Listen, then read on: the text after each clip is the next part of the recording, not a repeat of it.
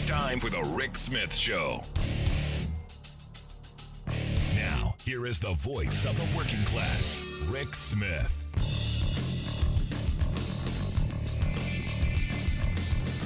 And welcome, brothers, sisters, working class heroes.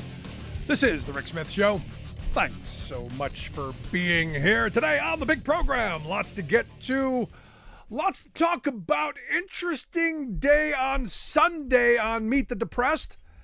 Elise Stefanik, the representative from New York, vying to be vice president, went and steamrolled Kirsten Welker. And, I got to question why you even have someone like Stefanik on a program when you know there's nothing of any value coming out of her mouth other than the company line. But she got some attention. She called the people who are in prison for the crimes on January 6th hostages. And look, I've said for a very long time that nobody plays the victim card quite like a conservative. No one plays the victim like Republicans. And she did. She did it really well. They're against us, the poor hostages, and the treatment of our hostages, and the weaponization of government. And if there was a Clinton or a Biden, it would be fine. But no, oh, poor, woe is me. And Miss Welker she tried some half-handed, Hunter Biden. No, you shut that down. And the weird thing is that Elise Stefanik on January 6th, 2021 said, quote, "This has been a truly tragic day for America. We all join together in fully condemning the dangerous violence and destruction that occurred today in our nation's capital. Americans will always have the freedom of speech and the constitutional right to protest, but violence in any form is absolutely unacceptable," she said. "It is anti-American," she said, "and must be prosecuted to the fullest extent of the law." Only now calling those people who broke the law hostages, victims. It's an interesting about face, don't you think? The rewrite has been really very interesting. One that even Netflix would probably turn down. I mean, Mitch McConnell said that, on the day after, that there's no question, none, that President Trump is practically and morally responsible for provoking the events of the day. A year later, on the anniversary, he comes out and says, it's been stunning to see some Washington Democrats try to exploit this anniversary to advance partisan policy goals. No, you can't rewrite what happened on January 6th, 2021. You can't do it. You don't get this. And this is why our mainstream corporate-controlled media, the Kristen Wilkers of the world, need to spine up. We saw what happened. We witnessed it with our eyes. The rewrite, we are not buying. Here's the thing that's interesting to me. And I was thinking about this over the last couple of days, and I remember thinking this on January 6th and 7th. As I watched the tough guys, I watched the Josh Hawleys. As he walked in, he was his fist raised, cower and run when the attackers, the insurrectionists, the criminals, as they invaded our capital.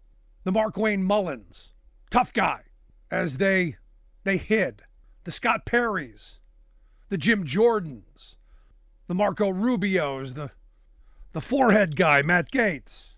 After all, those were their people. And it's curious to me, now that it's no longer the day that we were told it was, a horribly tragic day, a violent day.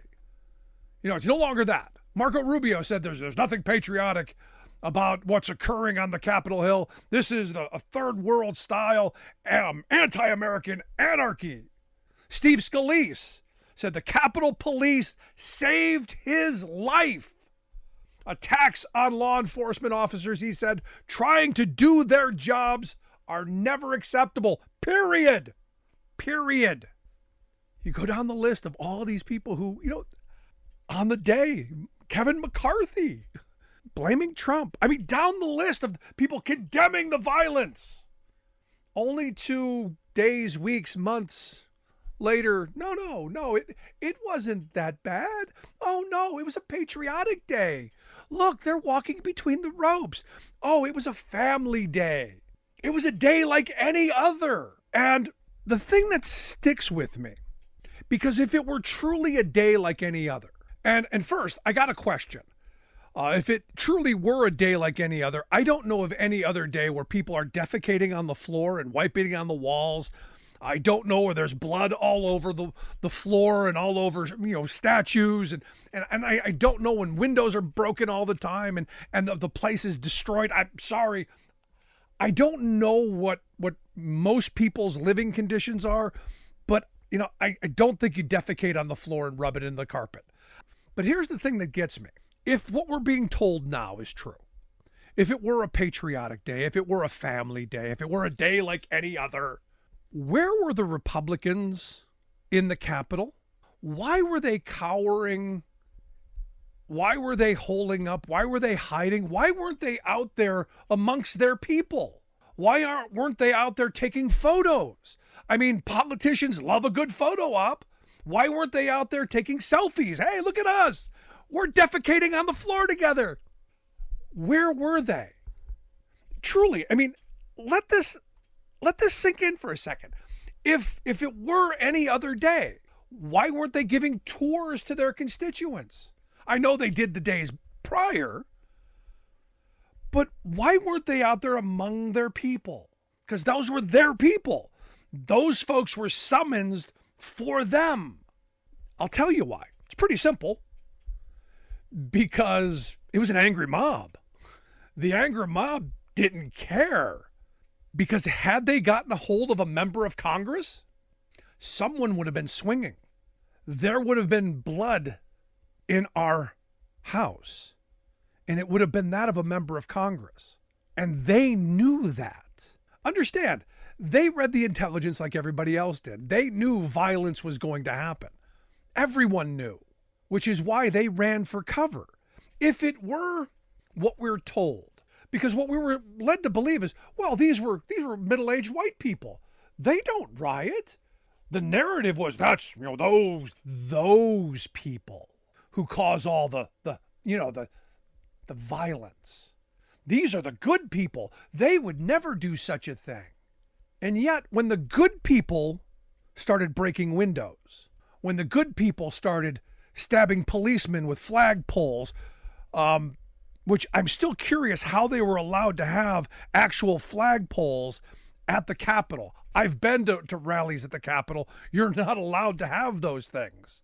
I'm still curious how it is that when the good people broke into the Capitol, they weren't treated with the heavy arm that the Trumps would have wanted them to be.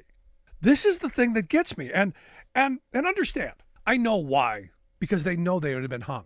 They know they would have been dealt with, which is why all of this rewrite is insane.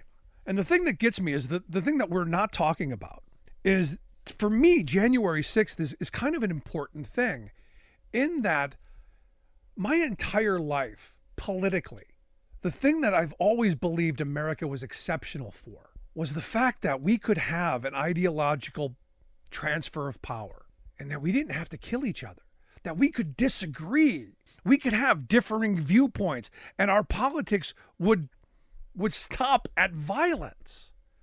We didn't have to beat each other. We didn't have to have insurrections. We didn't have coups. I remember in school learning about the election of 1800, which is why John Adams was one of my favorite presidents. Not because he did a lot of good things, did some really bad stuff, in my view. But the fact that he left, he lost what was a bitterly contested and tumultuous political battle between Adams and Thomas Jefferson. But when he lost, he left. Angry, mad, like a thief in the night, often But he left. And this marked the first time in the history of recorded history, a ideological transfer of power without bloodshed. That makes us exceptional. That's what made us exceptional. The fact that we showed the world that it's possible to have a political system that we can transfer power without killing each other. That's a pretty remarkable thing. And that has been broken. 2021, that has been broken. 220 years, and it's been broken. Because we have a former president who would not admit that he lost and was willing to tear down this country. It's remarkable to me. And this moment will go down in history as one of the most shameful, as one of the most disgraceful moments in our history. But to have a Republican Party that has attempted to rewrite what we all witnessed, that's really the most disgraceful of all. To have one person like Donald Trump, who, clearly, you know who he is. But to have an entire Republican Party, someone like Elise Stefanik, who's going to, well, we know why. It's all about power. It's all about control. I want to hear your thoughts. Where were you on January 6th? And was it a patriotic day? Email me, rick@thericksmithshow.com. Gonna take a quick break. Right back.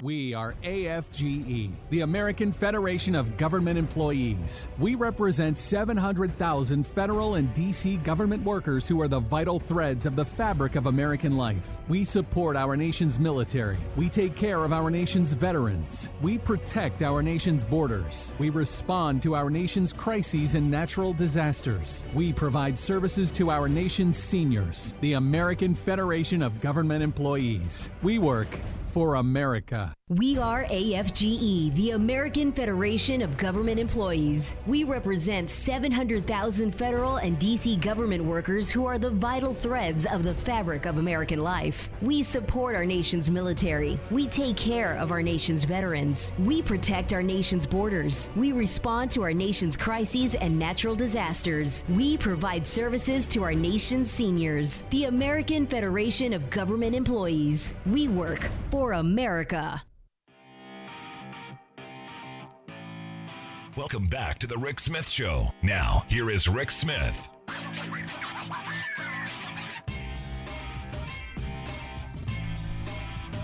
So the thing that gets me is, we sat and we watched the January 6th committee put on what was a thorough presentation of the facts. And Republicans chose not to participate, not to question any of the evidence that was presented. They chose not to participate because they knew they were wrong. They knew there was no defense. They knew there was nothing they could add that would make it look any less bad. They did. They knew. They knew that there was nothing in it for them. So what they chose to do, quite frankly, is they chose to allow the Democrats and Adam Kinzinger and Liz Cheney to go forth and do a thorough job of basically skewering Donald Trump and laying out the facts. Now understand,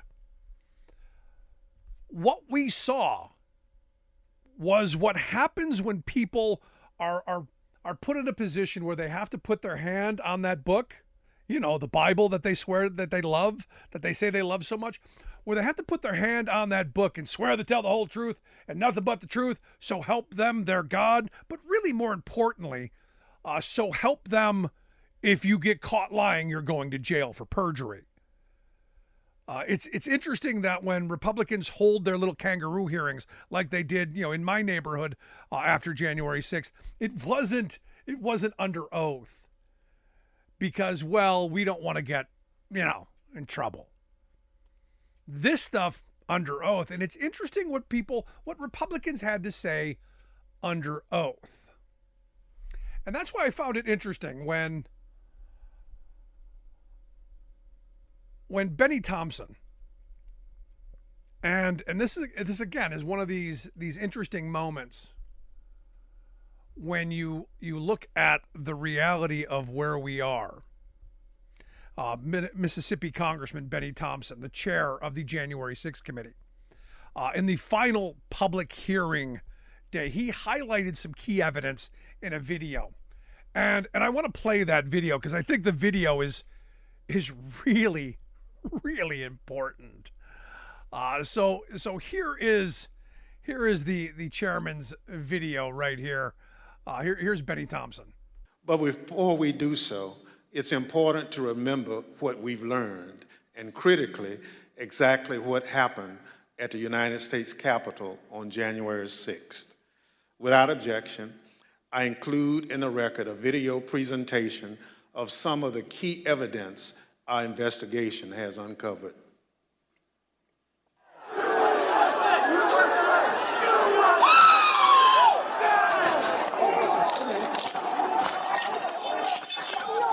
There were officers on the ground.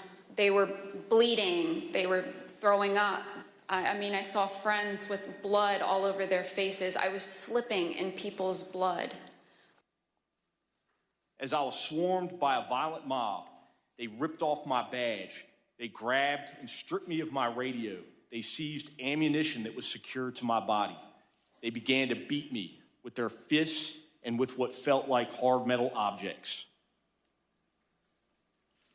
The key thing to do is to claim victory. No, we won. Fuck you. Sorry, over. We won. Yeah. You're wrong. Fuck you.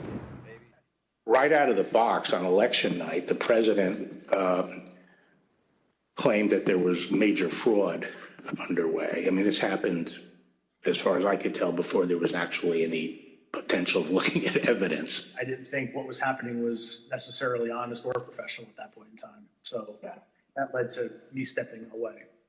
Generally discussed on that topic was whether the fraud, maladministration, abuse, or irregularities, if aggregated and read most favorably to the campaign, would that be outcome determinative?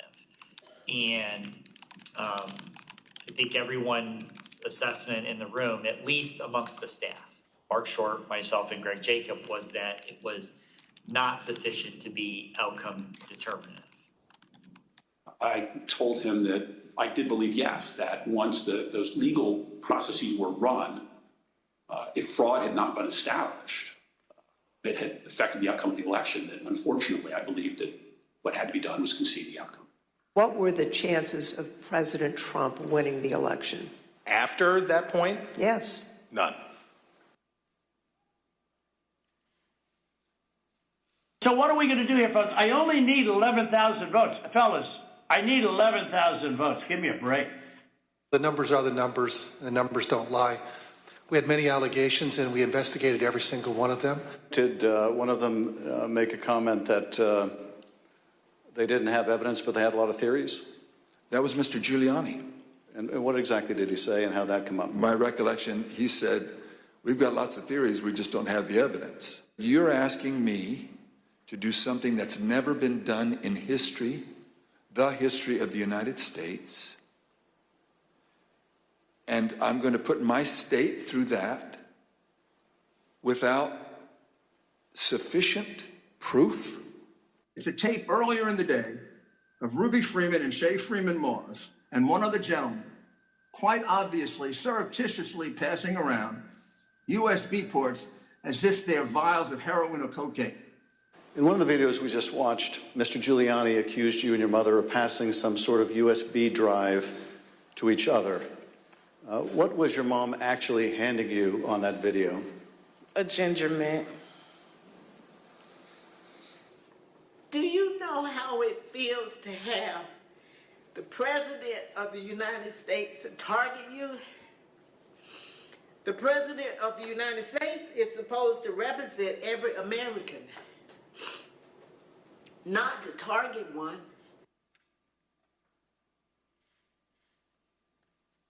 I made it clear I did not agree with the idea of saying the election was stolen and putting out this stuff, which I told the president was bullshit. He wanted to talk about that he thought the election had been stolen or was corrupt, and that there was widespread fraud.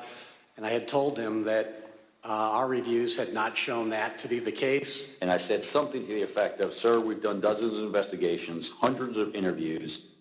The major allegations are not supported by the evidence developed. Well, my first thought was, this is a terrible idea. Jeff Clark cannot be installed as acting Attorney General of the United States. You ultimately told us that you described this meeting as not this meeting, the Georgia letter that was proposed as an effing murder-suicide pact. Do you remember using the term murder-suicide pact? Yes.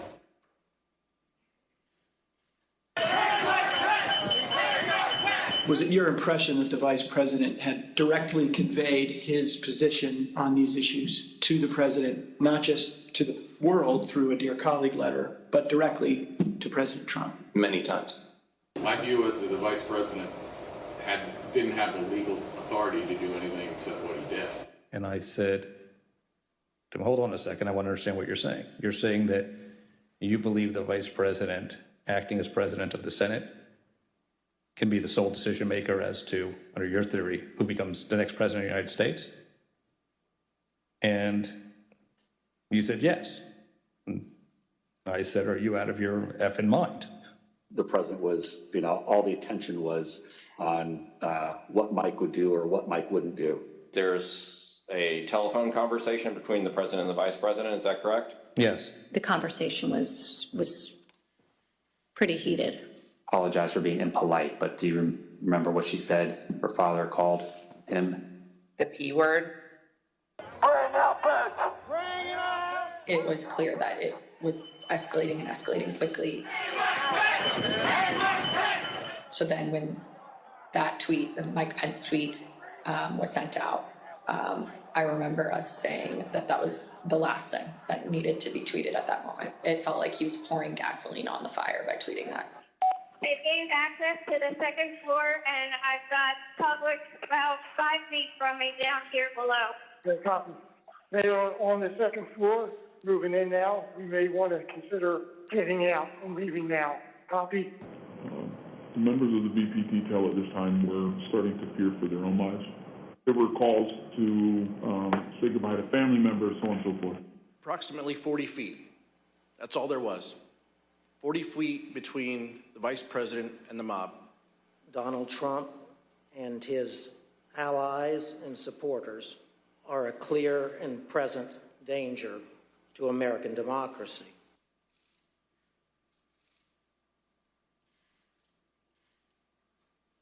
We got derogatory information from OSINT suggesting that some very, very violent individuals were organizing to come to D.C. As Mr. Giuliani and I were walking to his vehicles that evening, he looked at me and said something to the effect of, Cass, are you excited for the 6th? It's going to be a great day.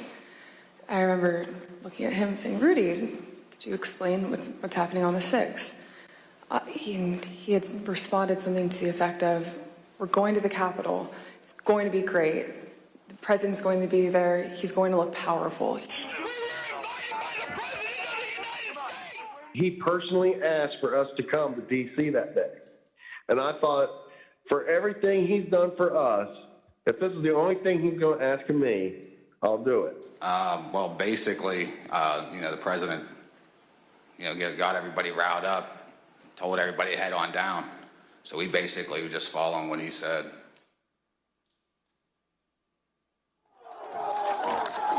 We lost the line! We lost the line! Anthony, get back! Within 15 minutes of leaving the stage, President Trump knew that the Capitol was besieged and under attack. So are you aware of any phone call by the President of the United States to the Secretary of Defense that day? Not that I'm aware of, no. Are you aware of any phone call by the President of the United States to the Attorney General of the United States that day? No. Are you aware of any phone call by the President of the United States to the Secretary of Homeland Security that day? I'm not aware of that, no. Did you ever hear the president No. ask for the national guard? Did you ever hear the president ask for law enforcement response? No. You got an assault going on the Capitol of the United States of America. And Nothing. No call, nothing, zero. I remember Pat saying something to the effect of, Mark, we need to do something more. They're literally calling for the vice president to be effing hung. And Mark had responded something to the effect of, you heard him, Pat. He thinks Mike deserves it. He doesn't think they're doing anything wrong. You on the staff did not want people to leave the Capitol. On the staff? In the White House. I can't think of anybody, you know, on that day who didn't want people to get out of the Capitol once the, you know, particularly once the violence started. No. I mean,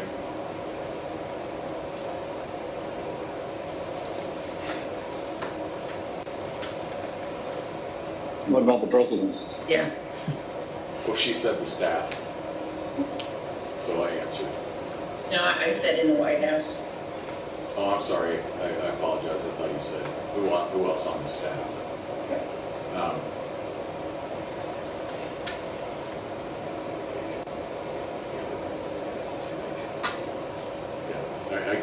I can't reveal communications, but obviously I think, you know,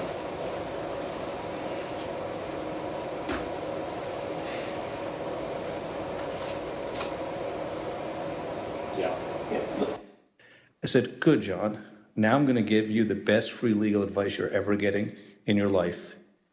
Get a great effing criminal defense lawyer. You're going to need it. General Flynn, do you believe in the peaceful transition of power in the United States of America? That's fair.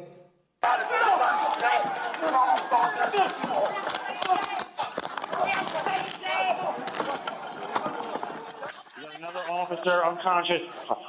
The terrorist. What terrorist?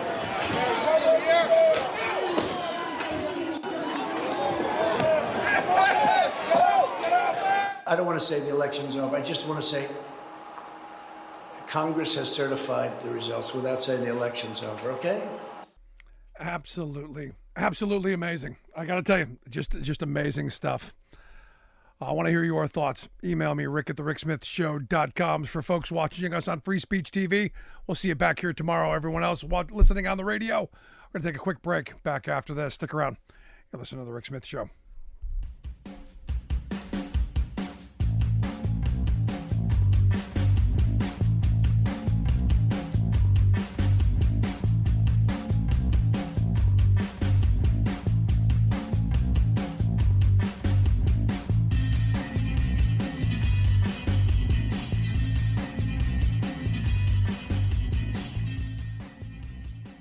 I'm Rick Smith, and this is Labor History in 2. On this day in labor history, the year was 1939. That was the day a new radio show began on CBS Radio. Welcome to the Motion Picture Star's own radio program, The Gulf Screen Guild Show. With Jack Bentley, Joan Crawford, Reginald Gardner. The show featured some of the biggest names in Hollywood. All of the actors' fees were donated to the Motion Picture Relief Fund. The fund was started in 1922 with the motto of taking care of our own. Proceeds from the show went to support the motion picture Country Home for retired workers in the film industry. These included actors, cameramen, set designers, and even security guards. These retired workers only paid what they could afford to live there. Eventually, the retirement home allowed working people from the television industry as well. Gulf Oil sponsored the program for its first 3 seasons. It was called the Gulf Screen Guild Show. Over the years, the show took on several other sponsors and names. It also migrated to NBC, then to ABC, and then back to CBS Radio. In all, it ran for 14 seasons and more than 500 episodes. In its early years, the show was a variety review. It included songs along with dramatic and comedy sketches. Later, the show recreated films for the radio audience. It was a challenge to get a whole film down to just 22 minutes. Films covered by the show included classics such as Casablanca, Arsenic and Old Lace, and Pinocchio. But despite the changes and challenges, the show raised $800,000 for the retirement home by 1942. The retirement home was almost closed in 2009, but continues operations. Workers in many industries have long found creative and collaborative ways to support each other and to truly take care of their own. Like what you hear? Check out more at laborhistoryin2.com. In the serious business of politics, a little humor can be your best friend.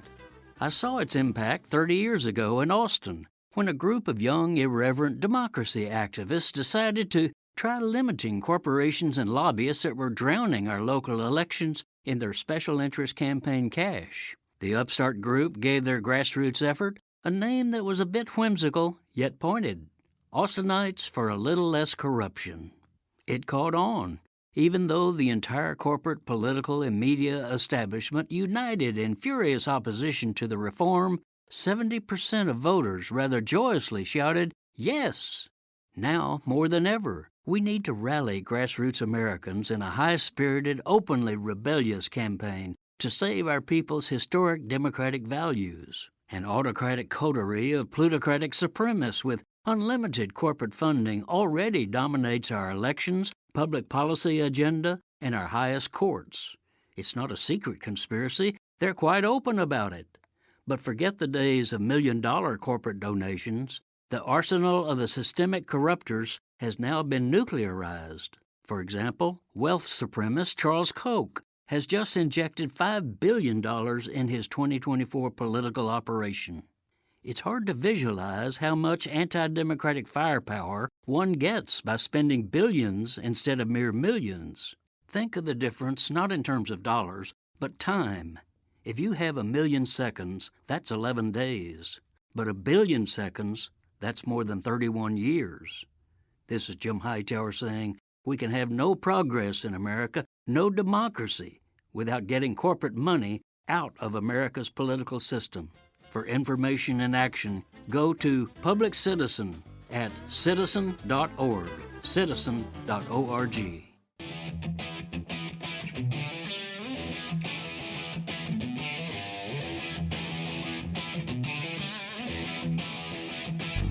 Welcome back to the Rick Smith Show. Now, here is Rick Smith. I'll tell you, I'm still... the rewrite of what happened on January 6th is still something that is... I know I shouldn't be surprised, and I know I've been telling you that it's coming and it's happening, and I've been pointing this out for the last 2.5 years, but I'm still sitting here going, it's quite remarkable that Elise Stefanik on Meet the Depressed, gets to come out and say, no, they're those hostages, those hostages. No, those are criminals. Those criminals that are in jail. They're not hostages. Those are people who broke the law and went to jail, as they should have. As you said on January 6th, these are people who should be held accountable. I mean, that's the thing that gets me. In her own words, she said that this behavior is unacceptable, absolutely unacceptable. She said, anti-American, she said, and must be prosecuted to the fullest extent of the law. Well, you know what? Those criminals, they are being prosecuted. I would argue not long enough sentences. I'll be honest with that. But interesting script flip. But here to share some thoughts on all of this craziness, I've asked our good friend, former Ohio Congressman and political analyst Bob Ney to share some thoughts. Bob, thanks for taking time for us. Thank you, Rick.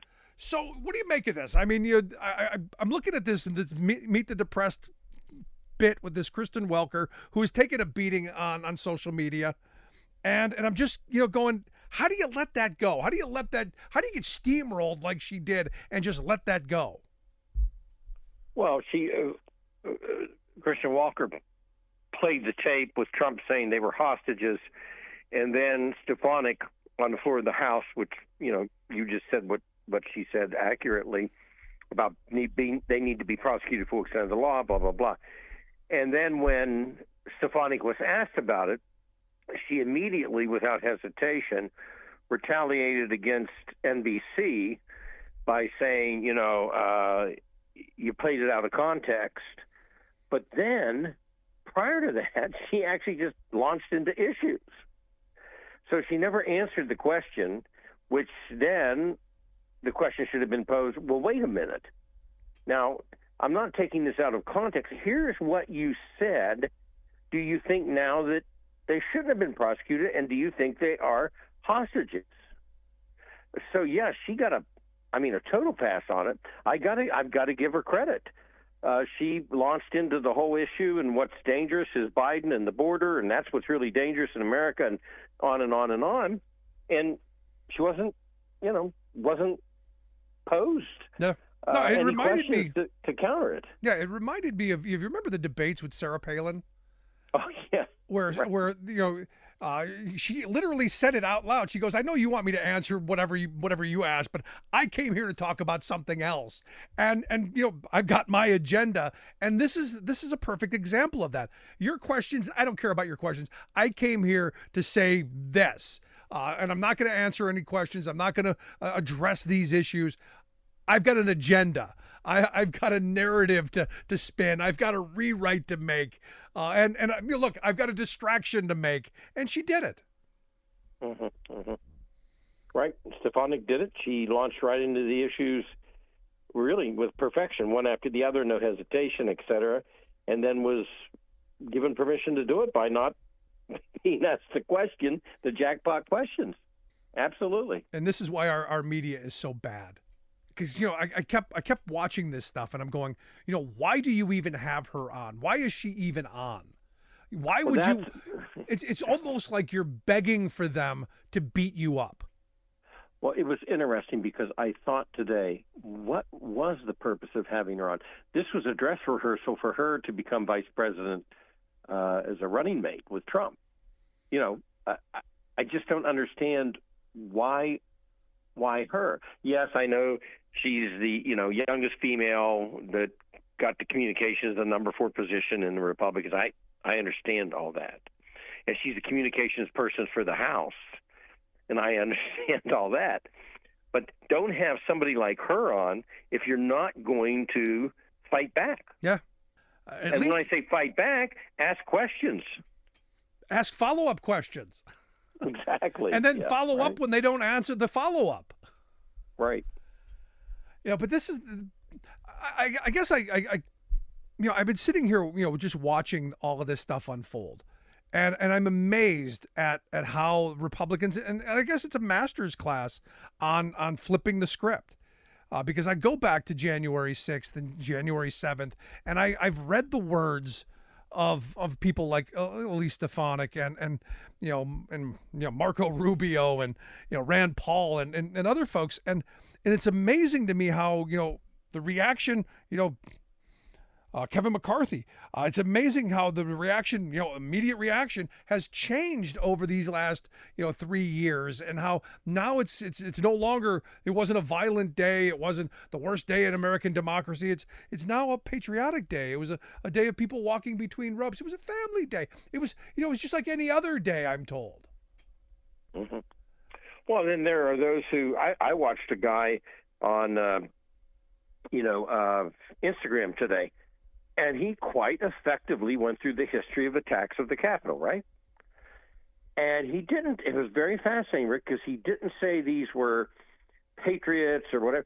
He just went into how this was hyped up compared to, and he went through, 6 different things that have happened in the Capitol. And he said that didn't make us lose our democracy, and neither will this. I mean, it was a very well put together piece. And this is out there. And then, of course, you get the extremes where, Trump thinks they were tourists and hostages. But how they're changing the narrative on it,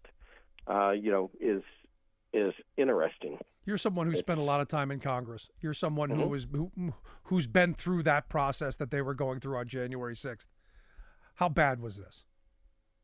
How bad was January 6th? Yeah, how bad was this? I mean, because you just said yourself, the guy did a very effective job of saying, well, it may not have been that bad. How bad was this? Well, I think since I was there during anthrax, I was there during 9/11, I was there during ricin, And anthrax was bad. We closed the building, et cetera, et cetera. This was a total, however, run on the Capitol. So since the British invaded and burnt the Capitol, which was bad, this was on top of the food chain list of bad things to happen to the Capitol, of an invasion. Yes, I was there the day. In fact, I passed the shooter the day he went in and shot the officer, and then Officer Gibson died. I walked past the shooter because I crossed the street and the Capitol Hill police grabbed me, and that was bad, and 911 was bad. But this, in a broad perspective, was much worse than all the other events because it was the total take apart of the Capitol, the House and the Senate, and the Rotunda. That was total. So this was it. It was a day to dread. Because I keep seeing all of this. It wasn't that bad. It wasn't a big deal. What would have happened had they gotten into where the representatives were? Had they gotten to where the elector ballots were? What would have happened? What could have happened? Well, a lot. If you look at the people yelling through the door to the House, and I saw the two members of Congress, arguing with them. If you and the two members were Republican conservatives, and it didn't matter. Those people yelling through the glass, they didn't even know who they were. They didn't care who they were. They were a member of Congress. They're a member of the system. I don't care if that member said, well, I'm a Republican. It doesn't matter. Maybe you're a rhino Republican. Maybe you're no better than Pence, because they wanted Pence. I hate to think of what would happen if they got a hold of Pence. Well, I think they were shouting, hang him. Yeah. And they had zip ties. They had, all these things with them. We'll never know how many guns they had because they went through the windows. I mean, because that's the thing. I mean, it's amazing they didn't get a hold of someone, but I fear to think what could have happened had they gotten a hold of some of the representatives. And as I started off today, the reality is none of the tough guys, none of the Jim Jordans, none of the Mark Wayne Mullins, none of the Scott Perrys, none of them were out there trying to calm people down. None of them were out there going, hey, maybe don't defecate on the floor and wipe it on the walls. Hey, maybe don't break the windows and maybe don't urinate on people's desks. Do you act like this at home? I mean, because this is the thing that gets me. These are their people. Why weren't they out there saying, hey, maybe calm it down a little bit? Well, they're lucky that people weren't killed because, there were a couple people killed, but the lady that was trying to breach the door and got shot, I know that door exactly where it's at. If you breach that door, you are within 1.5 feet of the floor of the house. You're on the floor. And of course she got shot. That it's their job to not, let me step aside because I'm going to trust that you're going to go in there and not kill anybody. No, it's not the way it runs. And I always go back to this point. If this had happened at the White House and people went over the fence, let me ask you a question. What would have happened? No, there wouldn't be any question. They would have shot them. They'd have shot them. Shot them. That's what would have happened. Everybody knows that. They would have shot them. Now, by the way, there was a December private intel report talking about Antifa groups, talking about Trump supporters, talking about the potential, and this is in the report, the potential for, quote, lethal violence. Lethal. So members had to have known that. Yeah. And I argue that nobody was out there because of the fact that they knew there was a potential for violence, and they didn't go out there because there was a private intel report issued, again, 1 month earlier, that there was likelihood to have street violence, some of which may be lethal, is exactly what the report said. And it would be between Antifa, Trump supporters, or far-right groups. So they knew that. And here's the other thing. Of course they didn't go out there because they're going to go out there and you're going to stand there and go, yeah, I'm with you, blah, blah. Somebody might point to you and say, you know what? You're a rhino. You're the problem. Let's get him. That could have happened. Yeah. They knew that. That's why they weren't out there. No, they read the report. They knew. No, you're right. And this is the thing that gets me is, I don't know how you couldn't know that violence was going to happen on that day because, look, I'm just a dumb truck driver. I woke up I said on the 5th on the show that I fear there'll be blood in the streets because of just what I was reading on Parler. And I said, look, tomorrow could be a bad day. I had hoped Antifa and protesters would stay away, and they did. Nobody bothered to show up, and that was a good thing. But I knew that the radical right was coming in huge numbers and that they were there for the intent of stopping the certification of that election. That was the stated goal of going there. And that's the part that's just seems to be lost in all of this. They showed up with the stated goal of stopping the certification of that election by any means necessary. And Rick, let me give you this perspective, for sure. And this is why you saw McCarthy and other members make the statements they did that day. Now they're retracting or backtracking or shutting up about it. The reason they made those emotional statements that day about what's going on, this is crazy, these people are violent, are going to kill us. The reason they made that statement is you can't have worked, except for Marjorie Taylor, 3 names, you can't have worked in that building, Capitol of the United States. You can't have been a member there and every day walk in there with thousands of people, staffers, tourists, etc. And you know that the Capitol Hill police are making 3 different shifts, laying their lives on to make sure that we all went home, make sure all the staff people went home to their loved ones, right? There's a feeling for the Capitol. Yeah. There's a feeling for the Capitol Hill police. And when that went down, it made, unless you are not in your right mind, if you served in that building, it made you sick to your stomach. That's what it did. It made you, it wasn't about an election or, who's winning or who stole. It was just sickening because you knew the potential, what was done to policemen, beating them up when they stand there and protect you. So that's why you saw members being very honest about things. Then later, they were afraid to stand up to their statements. They were afraid. So then the question becomes, what was the flip? Why did it change? Is this really just about Trump? Is this about political expediency? Is this about winning elections? Why the flip? No, I think it was about Trump and the arguments that were made that this really wasn't as bad as it seems. These were tourists. Somebody starts the lead and they don't want to get into the whole debate of it, and they don't want to admit what they said. I mean, look at what McCarthy said when the documented calls to the president. How do you go back and say, "Oh, I didn't mean that"? Yeah. It's just like I do kind of compare it though. It's always the way out. With the Iraq War, some of my colleagues, when posed the question, you voted for that, there were no weapons of mass destruction. Some of my colleagues said, "Well, Saddam was a bad guy." Yeah. I always say the premier of China is worse. Why don't we just go invade Beijing? We get some jobs back too, And so people in politics make some kind of conscious effort to go back and defuse what they really felt, and that's what they did on this thing. No, it was ridiculous. Last line of questioning I got for you on this, because you were someone who was in charge of the Capitol Police while you were in Congress. Right. Why were the representatives so poorly protected? I mean, with all that we know, with all that we've already talked about, how was this allowed to happen? Given the fact that we knew there was going to be a large protest, given the fact that that everyone now knows that there was going to be, some bit of chaos. Why weren't there more people at the ready?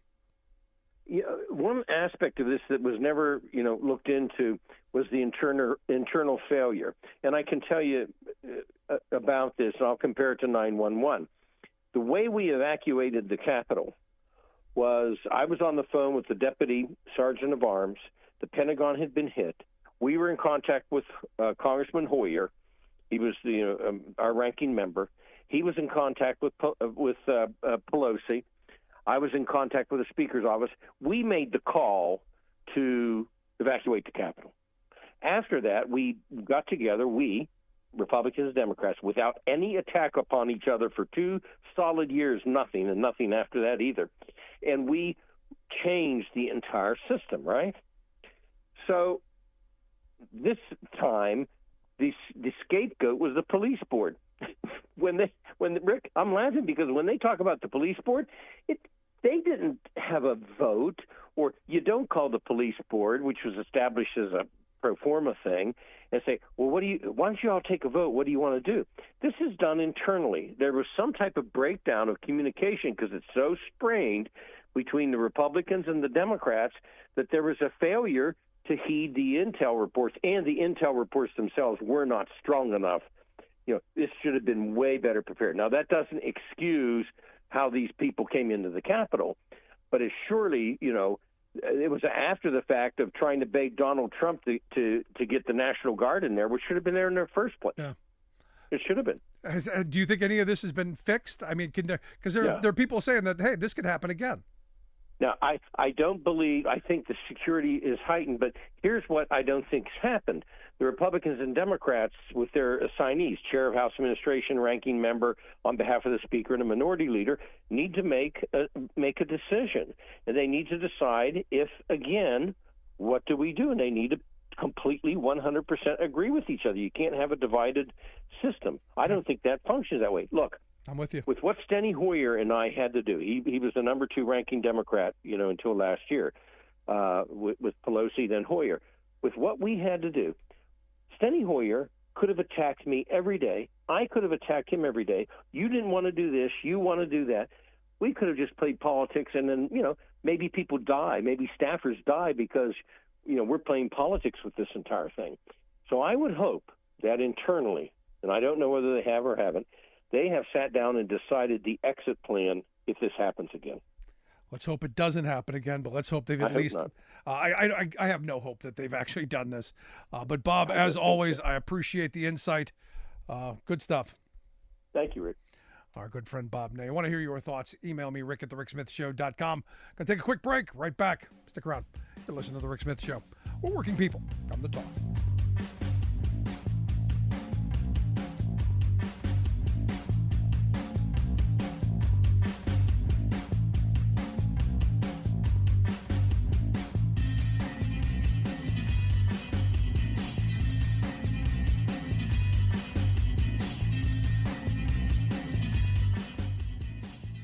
I'm Rick Smith, and this is Labor History in 2. On this day in labor history, the year was 1980. That was the day Robert Goss, president of the Oil, Chemical, and Atomic Workers Union, called a nationwide strike against the oil industry. The union sought to negotiate for higher wages and better medical and dental plans in the second year of a 2-year contract. 24-hour pickets were set up immediately. For a good portion of the strike, workers at many of the refineries stopped strike-breaking scabs from entering. But some refineries used management and contract workers to maintain production levels effectively. Strikers confronted scabs daily and in a few instances faced violence on the picket lines. At least one manager crossing picket lines was charged with second-degree assault after having rammed his car into a picketer at a Texaco refinery in Washington State. In Texas City, the deaths of 2 contract workers at an Amoco refinery made news when Amoco refused to allow a union representative to accompany an OSHA inspector through the site.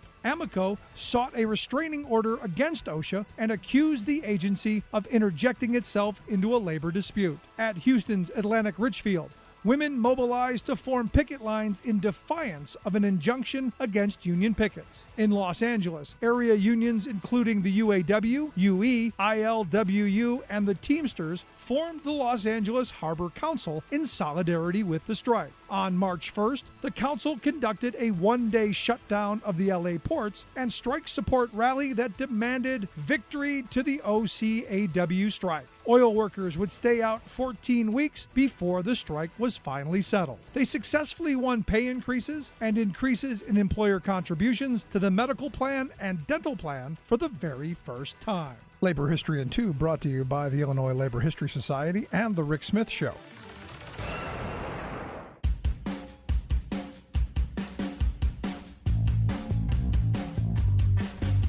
Welcome back to The Rick Smith Show. Check out our website, thericksmithshow.com.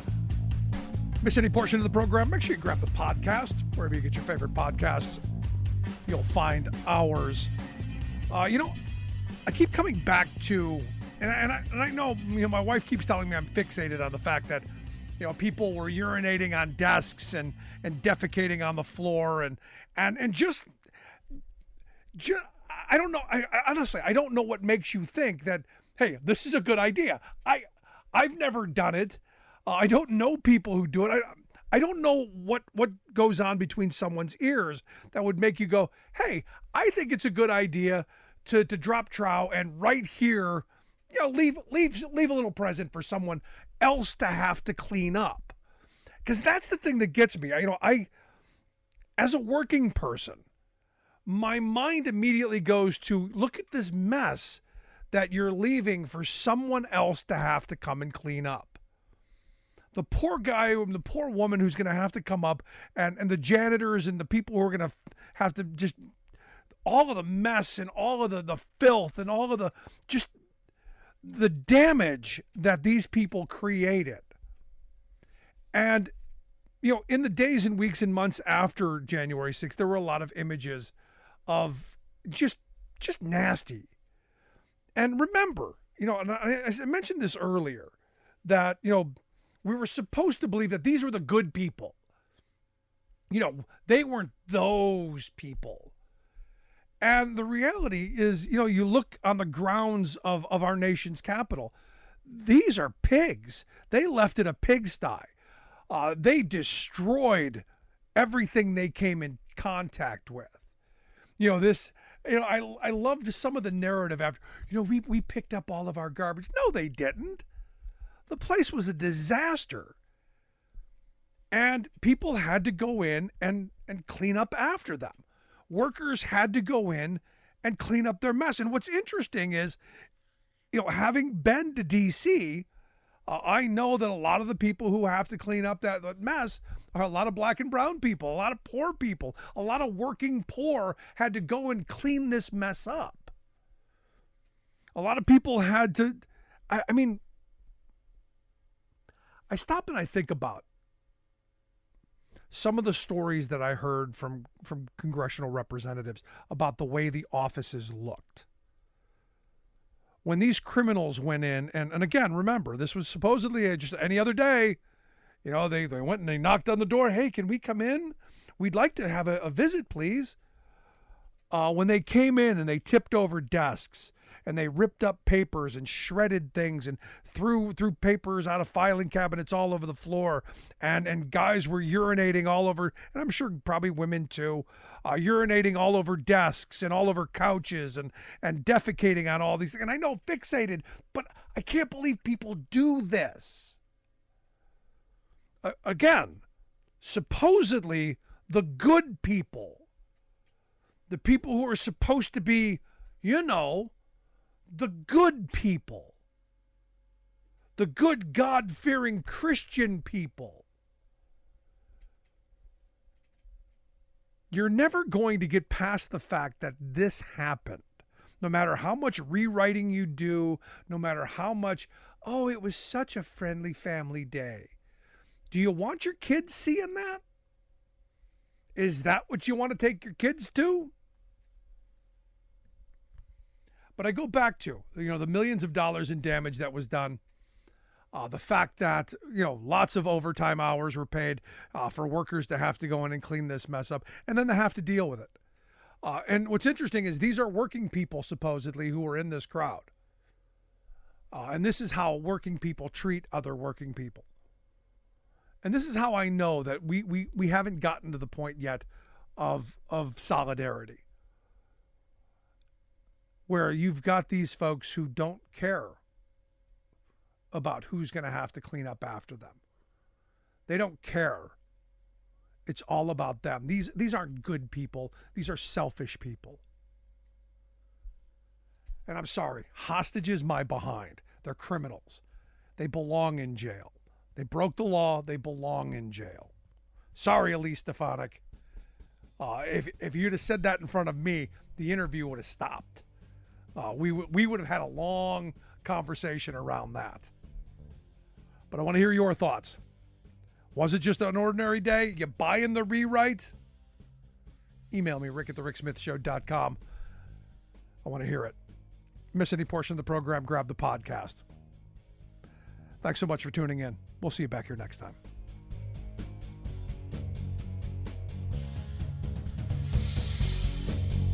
You've been listening to The Rick Smith Show. Email Rick at rick@thericksmithshow.com. Until next time, this has been The Rick Smith Show, where working people come to talk.